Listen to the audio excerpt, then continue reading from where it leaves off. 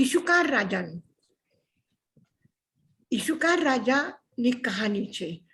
ખરેખર આનું નામ ઈશુકાર કરતા કમલાવતી રાખવું જોતું હતું, એના પત્નીનું નામ, કારણ કે પ્રતિબોધ જે એમાં છે આ બે બાળક ભૃગુ પુરોહિતના અને કમલાવતી રાણીના છે. તો આ એક મજેદાર કહાની છે. કુરુક્ષેત્ર આપણે સમજીએ, કુરુક્ષેત્ર એટલે કોણ, ક્યાંક શું, કયું કુરુક્ષેત્ર. કુરુક્ષેત્રને આપણે કેવી રીતે યાદ કરીએ કે જ્યાં મહાભારત થયું છે.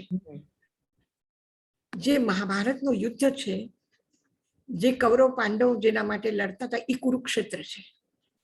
યુદ્ધ ક્ષેત્રે કુરુક્ષેત્રે. યુદ્ધ ક્ષેત્ર એટલે કુરુક્ષેત્ર, કુરુક્ષેત્ર એટલે યુદ્ધ ક્ષેત્ર. તો મહાભારતનું જે યુદ્ધ થયું છે કુરુક્ષેત્રમાં, પણ એવા મહાન વ્યક્તિ પણ આવા યુદ્ધ ભૂમિમાં રૂપમાં ઓળખાના ક્ષેત્રમાં આ ગૌરવ રહ્યા છે.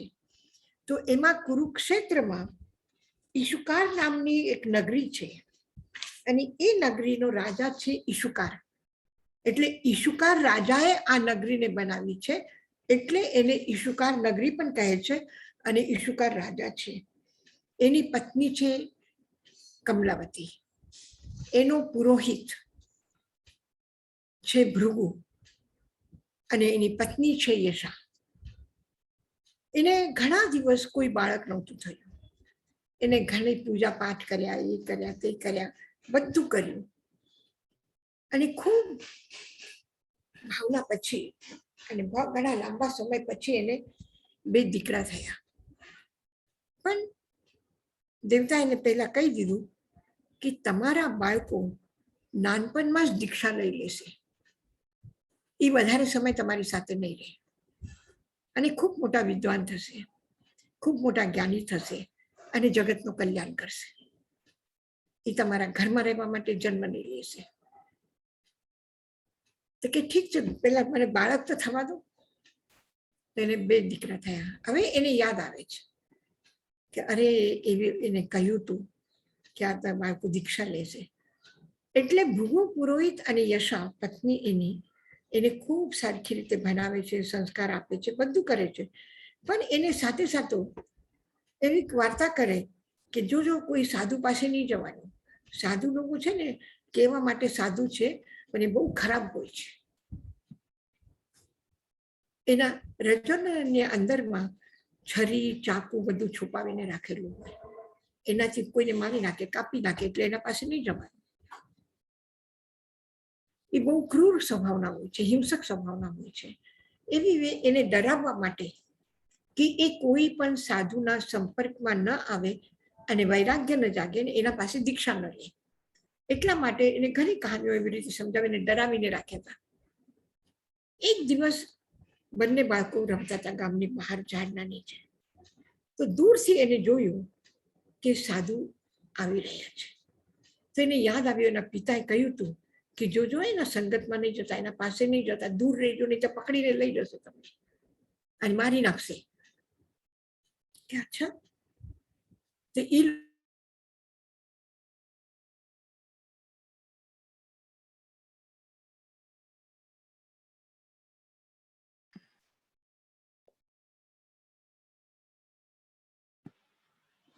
યશાજી મહારાજ,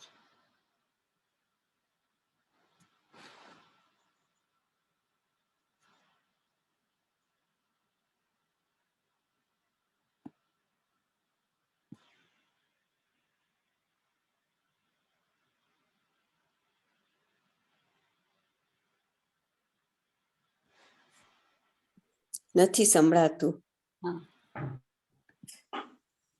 ફોન કરે.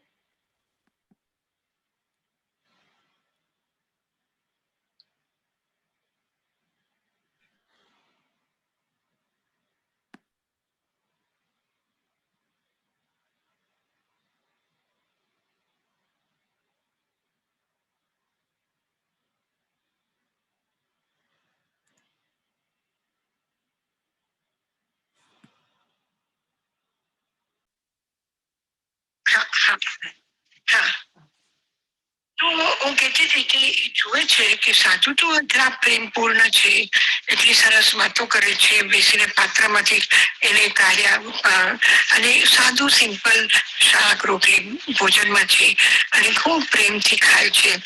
તો એના કપડામાં કે એમાં ક્યાંય કોઈ શસ્ત્ર નથી, કઈ ચાકુ છરી નથી, કાંઈ નથી. અને કેટલા એનાથી ભક્તિભાવથી એ કરે છે. એને ખૂબ ગમ્યું એના પાસે, એટલે ઉતરીને નીચે આવ્યા. અવાજ ક્રેક થાય છે, કે અવાજ સાધુ વોઇસ આવા ક્રેક હોય છે, થાય છે. આવા હોય છે. તો આ તમે તો એકદમ સાવ જુદા જ છો. તો તમે કોણ છો? તો કે અમે સાધુ છીએ, અમે શ્રમણ છીએ, અમે ભગવાન મહાવીરના શિષ્ય છીએ. તો કે અચ્છા, તો કે તમારા જેવા બધા થઈ શકે છે? તો કે હા, બધા થઈ શકે છે, એમાં શું વાંધો છે? તો કે ઠીક છે.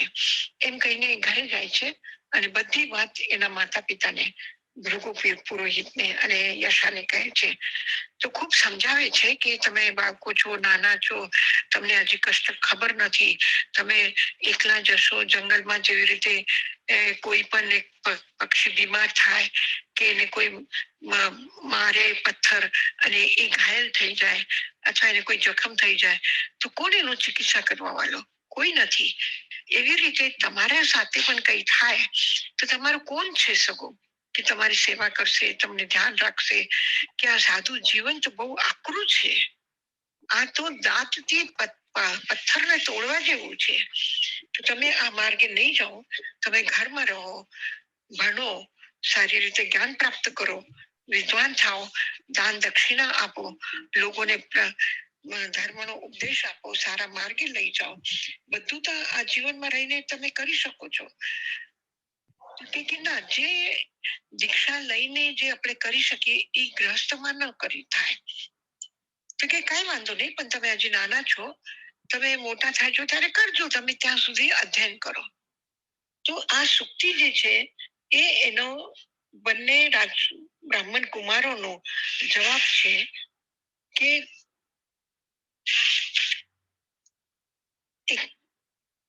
એને શું કીધું? 83 સુક્તિ છે. વેયા અહિયા ન હવંતિ તાનમ, કે વેદનું ખાલી અધ્યયન કર્યું, વાંચી લીધા તો શું વેદ રક્ષા કરશે? તમે એમ સાંભળ્યું છે ઘણી વખત કે ધનેન કિમ ધમ્મ ધુરા વહંતી, અને આગળ એ સુક્તિ આવશે કે આખા દુનિયાનો ધન પણ તમને લાવીને કોઈ આપી દે, આખા દુનિયા ઉપર તમે રાજ્ય કરો, બધું તમારા અધિકારમાં હોય, બધું ધન તમારી પાસે હોય, તો પણ મૃત્યુ જ્યારે આવશે ત્યારે આ ધન તમારા કઈ કામ આવવાનું નથી, તમને હેલ્પફુલ નહીં થાય, તમને મૃત્યુથી બચાવવા વાળું નથી. આ એ તો આપણે સાંભળ્યું છે સંસારના દરેક વસ્તુ માટે, પદ, પ્રતિષ્ઠા, યશ, કામના જે પણ છે, ધન દૌલત, બધું એના માટે સાંભળ્યું છે કે આ કોઈ કામના નથી. ઇવન જે સંબંધો છે પરસ્પરમાં, એના માટે પણ કહ્યું કે કોણ કોનો પિતા ને કોણ કોનો દીકરો કોઈ કામ નહીં આવે. સુખના સાથી છે બધા, દુઃખમાં કોઈ કામ નહીં આવે. તો પરિવાર છે, રિશ્તા છે, સંબંધ છે, એ બધા માટે કહ્યું. પણ એને જ્ઞાન માટે, વિદ જ્ઞાની, જ્ઞાન પ્રાપ્ત કરવાથી અથવા વેદોના અધ્યયન કરવાથી, કારણ કે બ્રાહ્મણ રાજ પુરોહિત છે એટલે વેદની વાત કરે છે, તો વેદના અધ્યયન કરવાથી ન હવંતિ તાનમ, એ કઈ તમારું રક્ષા નહીં કરે. રક્ષા કરવા વાળું કોણ છે? અધ્યયન કરવાથી, માત્ર પુસ્તકો વાંચીને વિદ્વાન થવાથી જીવનના પ્રોબ્લેમ સોલ્વ નહીં થાય, જીવનનો દુઃખ ખતમ નહીં થાય.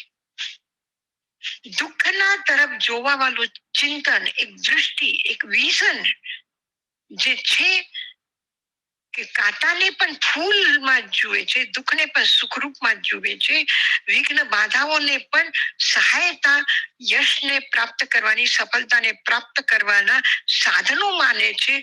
એ રીતે વિચાર, ચિંતન, એની સોચ, એનું વિઝન હોય તો એ દુઃખમાંથી મુક્ત થાય. પણ ખાલી અધ્યયન કરવાથી શાસ્ત્રના અધ્યયન કરવાથી તમે મૃત્યુથી બચી નહીં શકો. મૃત્યુ તમને ક્યાંય ન મૂકે. બચી શકતા હોય તો એનો જીવનમાં અનુભવ કરવાથી થાય છે. તો વેયા અહિયા ન ભવંતિ તાનમ. વેદનો અધ્યયન તમે કહો છો કે હું પેલા વેદનો અધ્યયન કરી લઉં, મહાપંડિત થઈ જાઉં અને પછી દીક્ષા લઉં, પણ એનું અધ્યયન કરવાથી કઈ મારો ત્રાણ એટલે રક્ષા નહીં થાય જીવનની. સુખની રક્ષા વેદના અધ્યયનથી નહીં થાય. તો આ એક ખૂબ મોટો કટાક્ષ ભરેલી ઉક્તિ છે. અને કટાક્ષ એટલે વાસ્તવિકતા. સિદ્ધંતી ચરણ રહ્યા, દર્શન રહ્યા ન સિદ્ધંતી. સ્પષ્ટ કહે છે કે ચારિત્રથી રહિત હોય તો પણ તમે સિદ્ધ થઈ શકો છો, પણ જ્ઞાન અને ભક્તિ, દર્શન અને જ્ઞાનના સિવાય મુક્તિ નથી. પણ આ શું કહે છે? આ તો એના આગળ એક કદમ કે માત્ર શાસ્ત્રના અધ્યયનથી જીવનની રક્ષા નથી, સુખની રક્ષા નથી. તો તમે મને જે અધ્યયન માટે રોકાવાની વાત કરો છો એ બરાબર નથી. પછી કહે કે તમે એમ કરો, હું રાજપુરોહિત છું, હું તને રાજપુરોહિત બનાવી દઉં અને રાજપુરોહિત નું સુખ ભોગો. રાજાનો જેટલો સન્માન છે એટલું જ રાજપુરોહિત નું સન્માન છે. રાજા પણ એના પાસેથી કોઈ શાસ્ત્રીય જ્ઞાન પ્રાપ્ત કરવું હોય, કોઈ મુહૂર્ત જોવા હોય, કોઈ સારા દિવસનું એ કરવું હોય, કઈ ધાર્મિક ક્રિયા કરવી હોય તો એને પગે લાગવું પડે છે. પેલા રાજા પણ પગે લાગ્યા અને પછી એ કરે અનુષ્ઠાન. તો આટલું મહત્વપૂર્ણ સ્થાન છે, એ તમે લઈ લો. હું રાજાને કહીશ અને રાજા તમને રાજપુરોહિત બનાવીશ. આખા રાજ્યનું સન્માન પહેલા પ્રાપ્ત કરો, એનું સુખ ભોગો. રહેવાનું, ખાવાનું, પીવાનું, સંસારનું દરેક સુખ જેટલું રાજાને પ્રાપ્ત છે એટલે રાજાના ગુરુ રાજપુરોહિતને પ્રાપ્ત હોય છે. તો એને કીધું આ સુખ પેલા ભોગો તમે અને પછી જ દીક્ષાની વાત કરો. તે કે છે, એ દીકરા એને જવાબ આપે છે માતા પિતાને, ખણમિત્ત સુખા બહુકાલ દુઃખા. આ સંસાર એવો છે, એનું સ્વરૂપ કેવું છે તમને ખબર છે? આટલી ઉંમર થઈ ગઈ, આટલું અનુભવ કર્યું, સંસાર જોયું, પણ તમે સંસારનો વાસ્તવિકતાને નહીં સમજી શક્યા. કે સંસારની વાસ્તવિકતા છે કે ખણમિત્ત સુખા. એક ક્ષણ માટે લાગે છે કે આ સુખ છે, આ અમને મળ્યું, ખૂબ ઐશ્વર્ય પ્રાપ્ત થયું તો એવું લાગે છે ઓહો અમે કેટલા સુખી છીએ, અમને કેટલું સુખ મળ્યું. પણ એ સુખ જે છે ખણમિત્ત સુખા, એક ક્ષણ માટે પ્રાપ્ત થયેલું સુખ છે. અને એક ક્ષણ વીતી જાય પછી શું થાય? બહુકાલ દુઃખા. એ ખાવામાં તો બહુ સારા લાગે છે પણ એના પરિણામ બહુ ખરાબ આવે છે. એટલે સુખ ભોગવાથી સુખ નથી મળતું. સુખ ભોગતી વખતે જે સુખનો અનુભવ થાય છે એ માત્ર ક્ષણિક છે, ક્ષણ માત્ર માટે છે. પાછું દુઃખ આવે છે અને દુઃખની એક લાંબી શૃંખલા છે. સુખ પણ દુઃખરૂપ બની જાય છે. ખૂબ આનંદથી, પ્રેમથી ઘરમાં દીકરા દીકરીના લગ્ન છે, બારાતીઓ આવી છે, જાન આવી ગઈ છે, ખૂબ ધૂમધામથી લગ્ન થઈ ગયા, બધા જમવા બેસી ગયા. કેટલું આનંદ છે કે આવું લગ્ન પ્રસંગ અમે ક્યાંય જોયું નથી, આટલું પરિવારમાં પ્રેમ અમે ક્યાંય જોયું નથી, આવા દીકરા દીકરીના હોય એવી અમને કલ્પના પણ નથી. બધા વખાણ કરે છે, બધા વખાણ. એમાં અચાનક કોઈ પરસવામાં, કોઈમાં થોડી ભૂલ થઈ ગઈ, માન સન્માન આપવામાં થોડી ભૂલ થઈ ગઈ અને એટલામાં જે ઘમાસાન શરૂ થઈ ગયું, યુદ્ધ શરૂ થઈ ગયું વર પક્ષ અને વધુ પક્ષમાં, કે એકબીજાની જાન લેવા તૈયાર થઈ ગયા. તો શું થયું? એ પ્રસંગનો સુખ કેટલું? ક્ષણભંગુર, ક્ષણ ખણમિત્ત સુખા બહુકાલ દુઃખા. એક ક્ષણ માટે સુખનો અનુભવ થયું ત્યાં દુઃખની પરંપરા શરૂ થઈ ગઈ અને પછી દુઃખના પરંપરાનો કોઈ અંત નથી. એ મન મુટાવ થઈ ગયા, લગ્ન થઈ ન શક્યા, દીકરી એમને દુખિયારી ઘરમાં છે અને એને જોઈને એનો આખો પરિવાર દુઃખી થાય છે.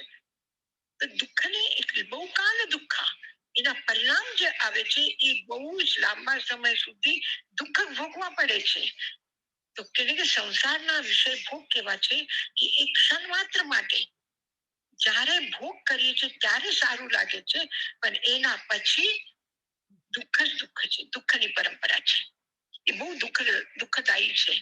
એટલે કે છે ખણમિત સુખા બહુકાલ દુઃખા. તમે મને જે આગ્રહ કરો છો કે તમે આ સંસારનું સુખ ભોગો, પણ તમને ખબર નથી આ ક્ષણિક સુખના પાછળ એક દીર્ઘકાળનું દુઃખ છુપાયેલું છે. આ સુખનો પડદો છે અને પડદાને હટાવો એટલે પાછળનો દુઃખનો જંજાળ દેખાય છે અને એમાંથી નીકળવું પડશે. તો શું થશે? તો એના માટે કહે છે કે આ સુખ દુઃખ કેવા છે સંસારના? સંસારના સુખ દુઃખ કેવા છે? સુખ ક્ષણિક છે, ક્ષણ માત્ર માટે તાત્કાલિક એવું લાગે છે કે બહુ અમે સુખી છીએ, પણ એના પાછળ એક દુઃખની પરંપરા સંતાયેલી છે. એ આવે એટલે બધું દુઃખ દુઃખ રૂપ લાગે છે. તો ખણમિત સુખા બહુકાલ દુઃખા. ક્ષણ માત્ર માટે સુખનો અનુભવ થાય છે, પણ એ ક્ષણિક સુખ બહુ લાંબા સમય સુધી દુઃખ આપનાર છે. એટલે અમને તમે એમ આગ્રહ નહીં કરો કે તમે પેલા સંસારનું સુખ ભોગી લો પછી દીક્ષા લેજો.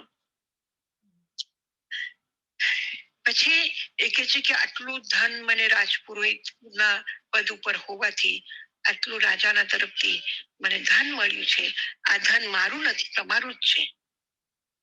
હું કોઈ દિવસ એના ઉપર અધિકાર નહીં જતાવીશ, આ તમારું જ છે. દરેક પિતાને એમ થાય છે કે મારું જે પણ કઈ છે એ મારા દીકરાનું છે, મારું નથી. તો એવી રીતે ભૃગુ પુરોહિત પોતાના દીકરાને કહે છે કે આ બધું જે કમાવેલું ધન ઐશ્વર્ય છે, જે જાહો જલાલી છે, જે એટલી મોટી લાંબી ખેતી છે, આટલા બગીચા છે, આટલા વાહન છે, રાજપુરોહિત છે એટલે દરેક જગ્યાએ જાય એટલે પાલખીમાં બેસીને જાય, પગે ચાલીને ન જાય. એના રોજના વસ્ત્ર અમુક ટાઈપના જ વસ્ત્ર ઈ પહેરે, અમુક ટાઈપના જ એવા સિલ્કના જરીના કામ કરેલા આવા વસ્ત્રો રાજપુરોહિત પહેરે છે. તો કે આ બધું જે સુખ છે એ સુખ બેટા મારું એકનું નથી, તમારું પણ છે. તમે એનો ઉપભોગ કરો. તો દીકરાઓ કે છે બંને, ધનેન કિમ ધમ્મ ધુરા હિ ગારે. ધર્મથી શું, ધર્મની આ ધુરાને કોણ ચલાવી શકે? કોણ ચલાવી શકે? કે જે ધાર્મિક વ્યક્તિ છે એ ધર્મની ધુરાનું વહન કરી શકે છે. પણ ધન એક અમીર બાપનો દીકરો અમીર હોય છે, એક રાજાનો દીકરો રાજા હોય છે, એક બ્રાહ્મણનો પુત્ર બ્રાહ્મણ છે, પંડિતનો પુત્ર પંડિત. પણ કોઈ પણ જ્ઞાનીનો પુત્ર જ્ઞાની થઈ શકે છે? ધની વ્યક્તિનો આખી સંપત્તિ એની સીધી ને સીધી એના ખાતામાં જાય અને એ માલિક કહેવાય. કરોડોનો ધન છે તો એ કરોડપતિ કહેવાશે. પિતા લખીને આપે કે મારી બધી પ્રોપર્ટી તારા નામે કરું છું. એ પ્રોપર્ટી એના નામની થઈ ગઈ એટલે એના વારા થઈ ગયા, એ બધાનો માલિક થઈ ગયું. તો એનાથી શું મને આત્મિક સંતોષ મળશે? મારા આત્માની શાંતિ મળશે? કે ધનેન કિમ ધમ્મ ધુરાઈ ગારે. ધર્મની ધુરાને ખેંચવા માટે ધનની કોઈ આવશ્યકતા નથી. ધર્મની ધુરાને ચલાવવા માટે ધર્મની આકાંક્ષા નથી, અપેક્ષા નથી કે તમે આ કરો કે આ ન કરો, એવું કઈ વિકલ્પ છે જ નહીં ત્યાં. ધનની કોઈ આવશ્યકતા નથી. સમત્વ ભાવમાં રહેવું છે તો કોઈ જરૂરી નથી કે તમે ધન હોય, તમે ખૂબ ઉપભોગ પરિભોગ ના સાધનો હોય અને એનો ભોગ કરો. એનાથી ધર્મની ધુરાનો વહન નહીં થાય. ધનથી ધર્મની ધુરાનો વહન ન થાય. એટલે ધનથી ધર્મ ન કરી શકાય. ધર્મ કરવા માટે માત્ર શુદ્ધ ભાવ જ જોઈએ, ધનની જરૂરત નથી. જેવી રીતે આચાર્ય અમિત ગતિ ભાવ પ્રતિક્રમણ સત્વેશુ મૈત્રીમાં કહ્યું છે, ન સંસ્તરોષ્મા ન તૃણમ ન મેદિની. તમે ધ્યાન સાધનામાં બેઠા છો, તમને શું શું જોઈએ? તમે જ્ઞાન પ્રાપ્તિ માટે બેઠા છો, તમને શું શું જોઈએ? જેવી રીતે એક અમીર પિતા પોતાના દીકરાને પૂછે છે કે બેટા, તારા માટે કે કયું પેન ગમે છે તને, કઈ ડાયરી ગમે છે તને, કઈ પુસ્તકો ગમે છે, તું બધું લઈ લે. પુસ્તકોના કવર ચડાવવા હોય તો એ લઈ લે. તને ચોપડા રાખવા માટે બેગ જોતી હોય તો એવી સુંદર બેગ રાખી લે. આ કરે તે લે. બધું ધનથી થઈ શકે છે, પણ એ જ્ઞાન પ્રાપ્તિ ધનથી થઈ શકે છે? નથી થઈ શકતી. ધનેન કિમ ધમ્મ ધુરાઈ ગારે. ધનથી ધર્મને ખરીદી નહીં શકો, ધનથી ધર્મને આગળ વધાવી ન શકો, ધનથી ધર્મની ધુરાને ચલાવી ન શકો. તો આગળ કોણ જઈ શકે? ધુરા એટલે પેલા ગાડીને બળદ જોતા હતા અને બળદના ખંડા ઉપર, માન ઉપર એક લાકડાનો એવું રાખતા હતા કે જેને એનો ગળો બાંધી દે છે, ગળામાં રસ્સી બાંધે છે, તો એને ધુરા કે.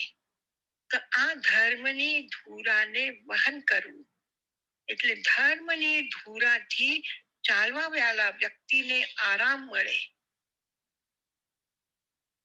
કે આ ધુરા નું વહન કરવા માટે મારે શું શું જોઈએ, મારે શું કરવાનું છે? તો કે છે કે કઈ નથી કરવું, કારણ ધન જ્યાં જ પડ્યું છે ત્યાં પડી રહેવાનું છે. અને ધર્મની ક્રિયા કરી છે, યા ધર્મ જે ભાવથી શુદ્ધ ભાવથી કર્યા છે એને વધાવી લો, એની અનુમોદના કરો, તો તમે ધર્મની ધુરાનું વહન કરી શકો છો. ધનેન કિમ ધર્મ ધુરાઈ ગારે. ધનથી ધર્મ ન ચાલે. રથ ચાલે છે, ગાડી ચાલે છે તો એના પૈયા છે. તમારી કાર ચાલે છે તો એના ચાક છે કે જેનાથી એ ચાલે છે. તો ધર્મને ચલાવનાર કોણ છે? એનો આ રથનું ચક્ર કોણ છે? ધન છે? તો ના પાડી. ધનેન કિમ ધમ્મ ધુરાઈ ગારે. ધનથી ધર્મની ધુરાને કોઈ પકડીને એને આગળ રસ્તા ઉપર લાવીને ચલાવી ન શકે. પછી શું કરવું જોઈએ? તો કે તમે જ્ઞાન પ્રાપ્તિની વાતો કરો છો, પણ તમને ખબર છે જ્ઞાન કેવી રીતે મળે છે? તો એને કીધું કે નો ઇન્દ્રિય ગેજ અમૂર્ત ભાવા. અમૂર્ત ભાવા વિહોહી નિત્યમ. કે ઇન્દ્રિયોના દ્વારા કોઈ દિવસ અમૂર્ત આત્મ તત્વનું જ્ઞાન પ્રાપ્ત નહીં થાય. અને જે અમૂર્ત છે, જે દેખાતા નથી, આંખથી દેખાતા નથી, કાનથી સંભળાતા નથી, નાકથી એને સૂંઘી ન શકાય, હાથથી એને સ્પર્શ ન કરી શકાય, તો આવા આ ઇન્દ્રિયોના જે માધ્યમ છે, કોના આધાર ઉપર છે? કોના આધાર ઉપર છે? આંખ એકદમ સ્વસ્થ છે, આંખમાં કોઈ નંબર નથી, ચશ્મા લાગેલા નથી, મોતિયાબિંદ આવે કેટરેક્ટ આવેલું નથી, ઓપરેશનની જરૂરત નથી, કાંઈ નથી. તો શું આ આંખથી આત્માને જોઈ શકો છો? આત્માને જોઈ શકો છો? તો કે છે ના. કારણ નો ઇન્દ્રિય ગેજ અમૂર્ત ભાવા. આત્મા અમૂર્ત છે, એને ઇન્દ્રિયો જાણી નથી શકતી. કોઈ માં એમ કે મને મારા દીકરા ઉપર બહુ પ્રેમ આવે છે, બહુ પ્રેમ આવે છે, તો ઈ શું પ્રેમ કાઢીને દેખાડી શકે કોઈને કે આને પ્રેમ કહેવાય? જેવી રીતે તમે બ્લડ કાઢીને ટેસ્ટ કરો છો લેબમાં, એના મંત્ર છે, ઇન્સ્ટ્રુમેન્ટ છે, એ બધું જ છે. એવી જ રીતે શું તમારું પ્રેમ કોઈ કાઢીને ઇન્વેસ્ટિગેશન કરી શકે એનું? નહીં કરી શકે. તો એને એ જ કીધું કે નો ઇન્દ્રિય ગેચ્છા અમૂર્ત ભાવા, જે આત્માના અમૂર્ત ભાવ છે એ ઇન્દ્રિયો દ્વારા ગ્રહણ થઈ નથી શકતા. રાતના ને દિવસમાં ઇન્દ્રિયોના દ્વારા જ ઇન્દ્રિયોના વિષયને ગ્રહણ કરી શકાય છે. ઇન્દ્રિયોના વિષય ઇન્દ્રિય વગર ગ્રહણ નથી થતા. અમૂર્ત ભાવાવ્ય હોય નીચે, અમૂર્ત ભાવ એ જ એવો ભાવ છે કે જે પાસેના રૂમના પાર્ટીશન વચમાં ન આવે તો એકરૂપ થઈ જાય. એવી જ રીતે અમૂર્ત ભાવાવ્ય હોય નિત્યમ, અમૂર્ત ભાવને તમે જાણી શકો છો. એ અવિનાશી છે, અવિનાશી છે, નિત્ય છે. એ કોઈ વિચારે કે હું આ ભાવોને ખતમ કરી ધાર્મિક થવા ગયા, બહુ ઊંચા ભાવ રાખો છો, બહુ પોતાની શ્રેષ્ઠ કહેવાઓ છો તમે ગામમાં, સમાજમાં, તો તમારું કઈ ઓછું કરવાનું, તમારા ધાર્મિક ભાવનાને ખતમ કરવાનું કોઈના અધિકારમાં નથી. નો ઇન્દ્રિય ગેચ્છા અમૂર્ત ભાવા, અમૂર્ત ભાવાવ્ય હોય નિત્યમ. આત્માની શાંતિ એ આંખથી દેખાય નહીં, કાનથી સંભળાય, હાથથી પકડાય નહીં, એવી કેવી છે? અમૂર્ત છે. આત્મા અનાદિ અમૂર્ત इंद्रिय ग्राह्य नहीं होते हैं, એ નહીં થઈ શકે છે. આત્મા શેનાથી જાણી શકાય અને શરીર શેનાથી જાણી શકાય? શરીર તો એક નાનું બાળક પણ સમજે છે કે આ શરીર મારું છે, એને જમવું હોય તો હાથ થાળીમાં નાખે છે, જમવું હોય તો કોળીઓ મોઢામાં નાખે છે, એ દરેક ક્રિયા કરે છે. પણ આ ઇન્દ્રિય દ્વારા એ બધી ક્રિયા થાય છે, પણ આત્માને નથી જાણી શકતા. આત્માને જાણવાનું કામ ઇન્દ્રિયોનો નથી. નો ઇન્દ્રિય ગેચ્છા અમૂર્ત ભાવા, અને અમૂર્ત ભાવાવ્ય હોય નિત્યમ. અમૂર્ત ભાવ કોઈ દિવસ મૂર્ત થતા નથી, કોઈ દિવસ મૃત્યુને પામતા નથી. મૂર્ત શબ્દનો એક અર્થ એ છે કે જેની મોત થઈ જાય, જે ખતમ થઈ શકે છે. જે ભાવ, જે વિચાર, જે જ્ઞાન સ્ફુલિંગ એ ખતમ થતા હોય છે, તો એ જ્ઞાન નથી, એ દર્શન નથી, એ ભક્તિ નથી. તો પછી નો ઇન્દ્રિય ગેચ્છા અમૂર્ત ભાવા, અમૂર્ત ભાવા વિહોય નિત્યમ. સોરી, નો ઇન્દ્રિય ગેચ્છા અમૂર્ત ભાવા, અમૂર્ત ભાવા વિહોય નિત્યમ. એ ભાવ ગ્રહણ નથી થઈ શકતા. તો શું મટી જાય છે સમય આવે ત્યારે? કે મટી પણ નથી શકવાના. કારણ અમૂર્ત ભાવા હોય નિત્યમ. અમૂર્ત ભાવ હંમેશા નિત્ય રહે છે, શાશ્વત રહે છે. તમારા પ્રેમને તમે સમજી ન શકો, તમારું પ્રેમ તમે કોઈને દેખાડી ન શકો, તમારી કરુણા કોઈ થર્મોમીટરથી નાપી ન શકે કે કેટલા અંશમાં તેમાં અંદરમાં ક્રોધ છે, કેટલા અંશમાં સેવા ભાવ છે, ભક્તિ ભાવ છે. તો એ કોઈ નાપી નથી શકતા, કોઈ જોઈ નથી શકતા. અને તો પણ એનો મતલબ એ નથી કે મરી ગયા. વ્યક્તિ મરી ગયો, પણ વ્યક્તિના સાથે એના ભાવ મર્યા નથી. અમૂર્ત ભાવા હોય નિત્યમ. અમૂર્ત ભાવ હંમેશા નિત્ય રહે છે, શાશ્વત રહે છે. એને કોઈ મારી ન શકે, કાપી ન શકે, ફેંકી ન શકે. इंद्रिय गेच्छ, नो इंद्रिय गेच्छ, नो इंद्रिय द्वारा ग्राह्य. कौन? अमूर्त भाव. और अमूर्त भावाव्य होय नित्यम.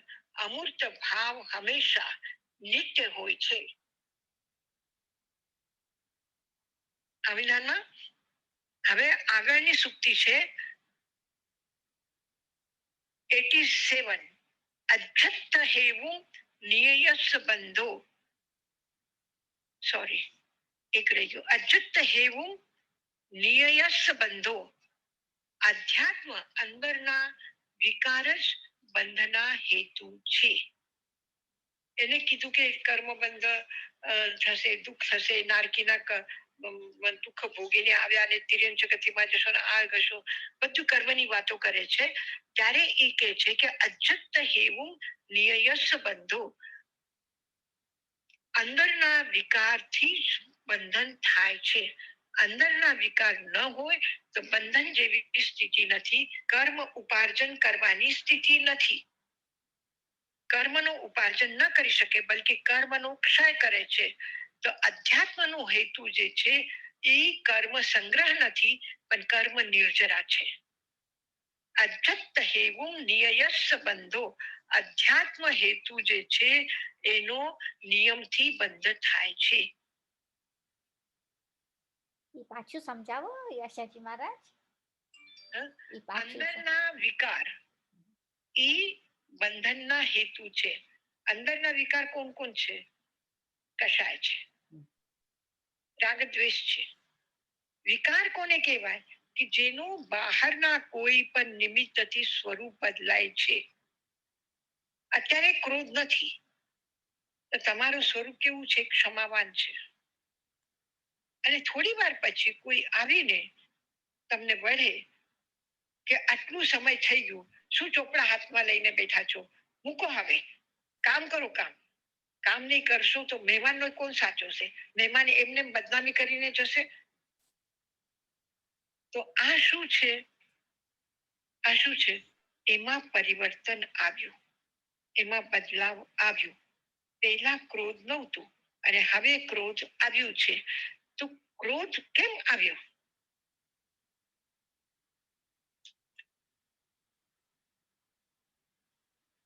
અજ્જત હેવું નિયયસ્સ બંધો.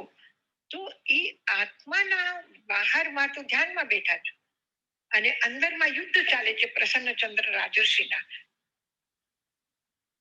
તો બંધ થયું કે નહીં થાય? બંધન થાય કે ન થાય?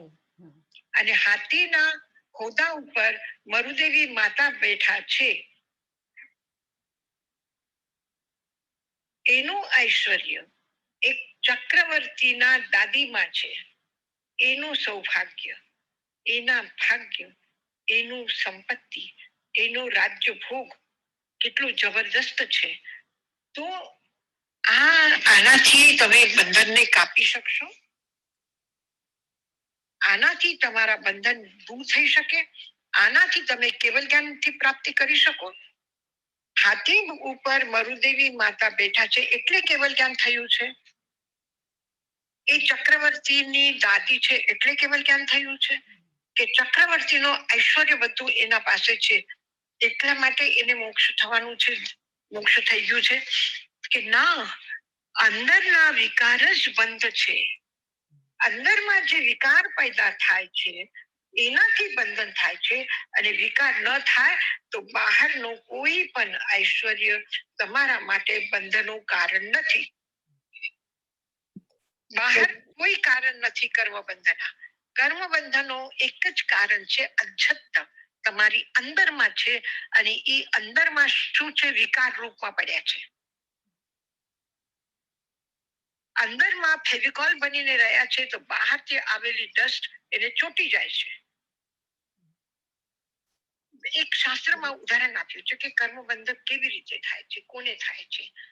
તો બે માટીના ગોળા છે. એક ગીલી માટી છે, એનો ગોળો બનાવ્યો, અને માટીનો ગોળો બનાવ્યા પછી સુકાઈ ગયો. બે છે. તો દિવાલ ઉપર તમે ફેંકીને મારો બંનેને,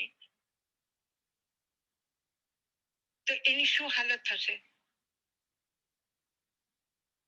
જે ગીલું છે ટોપિયાના અંદરમાં રહેલું, જેવું અનાજ કે ગરમ છે, સરખું છે, એનાથી નવું નવું પેદા થાય છે, બરાબર છે, બધું શુભ શુભ શુભ છે. પણ એનાથી કર્મબંધ થાય છે. કર્મબંધ શેનાથી થાય છે?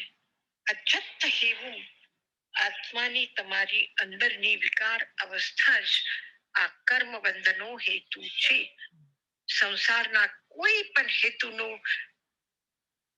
વ્યવહાર દૃષ્ટિ છોડીને નૈગમ નયના દૃષ્ટિથી રુજુવાલા નદી રુજુનયથી તમે કર્મબંધ હજી થયું નથી.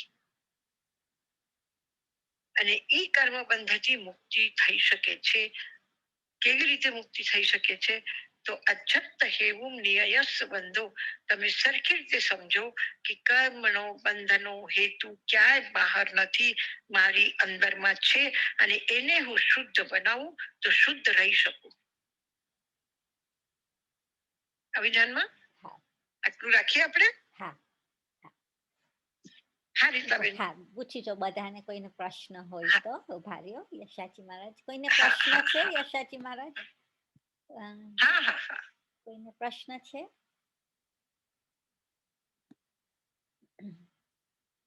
ના. ના, ઇટ્સ વેરી ક્લિયરલી એક્સપ્લેન. યશાજી મહારાજ બહુ સરસ સમજાવ્યું તમે. હા, હા, હા. બસ તમે સારી રીતે સમજી ગયા, એ જ મોટી વાત છે. તમે પણ સમજાવો છો. હા, હા. તો મંગલ પાઠ કરીએ આપણે. કરીએ. હા, થેન્ક યુ. નમો અનંતાનંગ, નમો સિદ્ધાનંગ, નમો આયર્યાનંગ, નમો વચ્છાયાનંગ, નમો લોય સવ સાહુનમ, એસો પંચનમકારો સર્વ પાવપનાશનો, મંગલાનંચ સર્વે પરમં હવૈ મંગલમ, ગુરુદેવ કે જ્ઞા ચત્તારી મંગલમ મર્યાદા મંગલમ, સિદ્ધા મંગલમ સાહુ મંગલમ, કેવલી પણતો ધમો મંગલમ, ચત્તારી લોગુત્તમા રંતા લોગુત્તમા, સિદ્ધા લોગુત્તમા સાહુ લોગુત્તમા, કેવલી પણતો ધમો લોગુત્તમો, ચત્તારી શરણમ પવજ્જામિ, અરહંતે શરણમ પવજ્જામિ, સિદ્ધે શરણમ પવજ્જામિ, સાહુ શરણમ પવજ્જામિ, કેવલી પન્નતમ ધમ્મમ શરણમ પવજ્જામિ. અરહંત સિદ્ધ સાધુ ધર્મ ની શરણ લઈને જે જીવનની યાત્રા ઉપર ચાલ્યા છે, એમના માટે પરમાત્માના આશીર્વાદ વરસી રહ્યા છે. આશીર્વાદ છે પરમાત્માના, આશીર્વાદ છે આ તીર્થભૂમિના, આશીર્વાદ છે પરમ પૂજ્ય ગુરુદેવ અને આચાર્ય શ્રી તાઈમાના. તમારા બધાના સુંદર સુખદ ઉજ્જવલ ભવિષ્ય માટે મંગલ કામના છે અમારા બધાની. ઓમ શાંતિ શાંતિ શાંતિ. Thank you Yashaji Maharaj. Thank you Yashaji Maharaj. Maharaj ખૂબ ખૂબ વંદામી યશાજી મહારાજ. Thank you. મથેણ વંદામી.